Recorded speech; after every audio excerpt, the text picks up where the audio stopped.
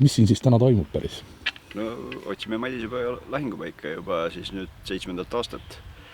Et siin Põhja-Sakala väljadel me oleme nüüd 7. korda ja iga aasta oleme tegelikult Viljandi ajalukku, ma arvan, ka mingisuguse uue eele kirjutanud, et siin leide on ju olnud nii kiviaegseid kui vikingiaegseid ja loomulikult ka siis õigest ajastust, kus see Madisepea lahing ise toimus, et seda muinasaegset nagu ehtekatkeid ja erinevaid sõlgi oleme me ikka nagu 10 leidnud, mis on täpselt see ajastu.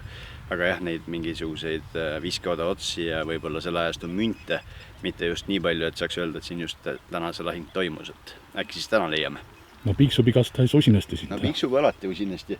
Eks me teeme ka kõvasti eeldud, me nagu suvalistel põldudel üldiselt ei tule, et see piirkond võiks nagu olla enam-vähem teada, see Vanamõisa järv, kus nagu eeldati, et see on, no selle me võib-olla oleme nüüd ära tõestanud, et seal seda tõenäoliselt ei toimunud. Et need põllud, mis seal on, oleme küll kõik läbi käinud. Et nüüd me nüüd liigume ilmselt natukene ülesse poole või allapoole, nagu me tänagi oleme natuke Viljandile ligemal ju, kui me varasemalt oleme otsinud. Aga suur tahe kõigil on ikkagi see üles leida. Samas olen juba kuulnud ka inimestel siin selliseid jutte, et kuna me ühe korra aastas siin Viljandis nagu kokku saame, siis et äkki ei leiagi ülesse.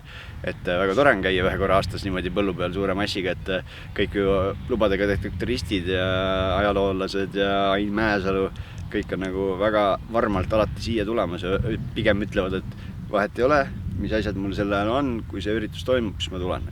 Palju siin täna rahvat võib olla? No ma tean väga täpselt, et siin on, ütleme, 110 inimest täna põllu peal.